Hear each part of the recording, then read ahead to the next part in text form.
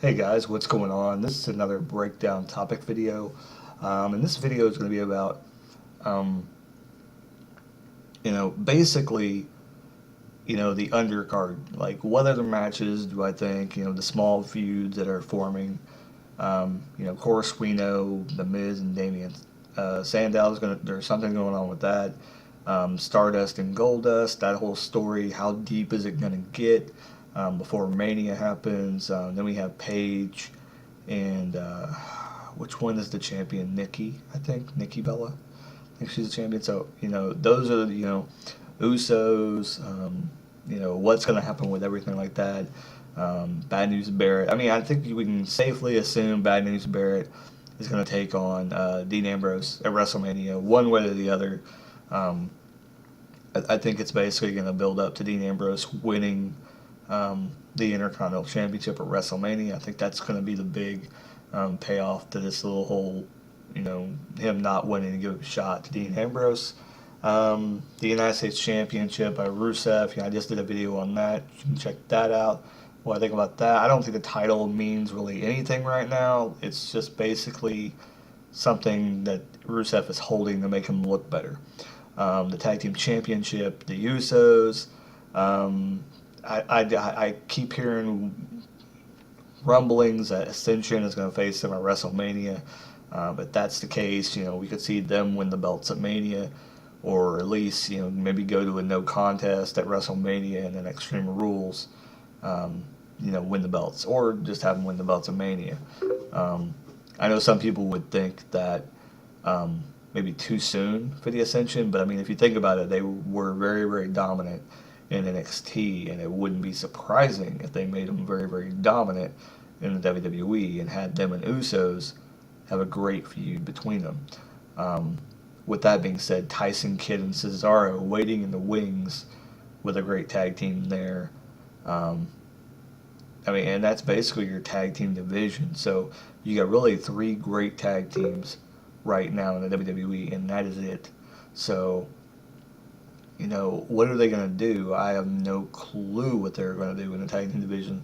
But that's just my guess. They're probably going to put the straps on the Ascension, and then probably switch between them, taking on, those two tag teams. Cesaro and Kidd seem to be heels, though, which is kind of odd, and I'm not sure what's going to go on with that. Um, I'm just not sure. Like, I'm thinking we're going to see some new tag teams very shortly after WrestleMania, and who knows what they're going to be.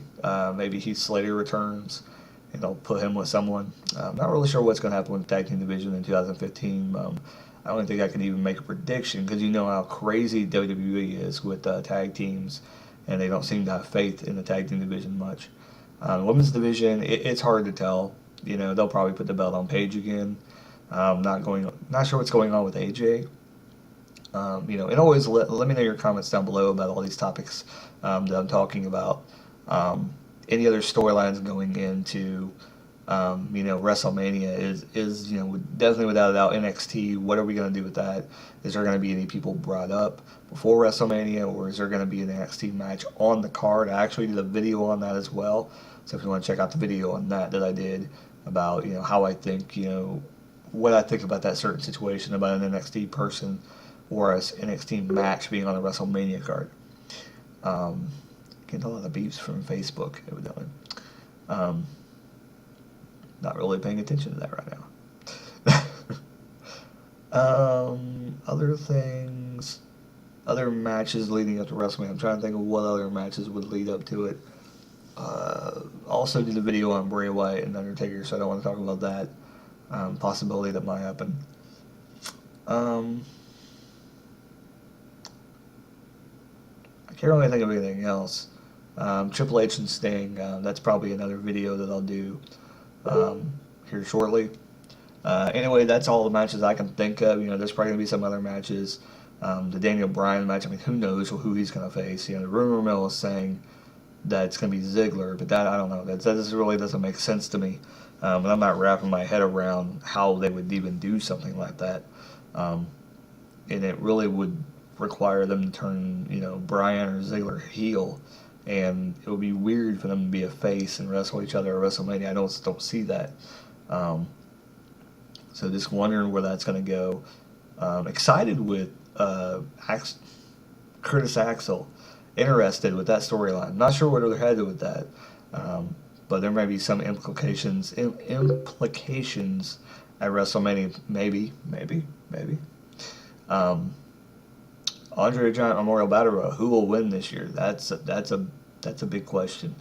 Um, After last year, it didn't really mean anything. So, I mean, the only thing I would see this year is Sheamus winning it. He's coming back. Why not give him some kind of accolade? Um, have him win that afterwards. Have him do something. Um, Jack Swagger still somewhere out there, and nothing done with Jack Swagger recently. Um, so I'm not sure what's going on. There's a lot of wrestlers up in the air. Not sure what they're going to do with them. Leave your comments down below what you think they should do. I think Ryback should have a match. Maybe Rowan, Ryback, and Ziggler take on I don't know, J&J Security and Kane or something at WrestleMania.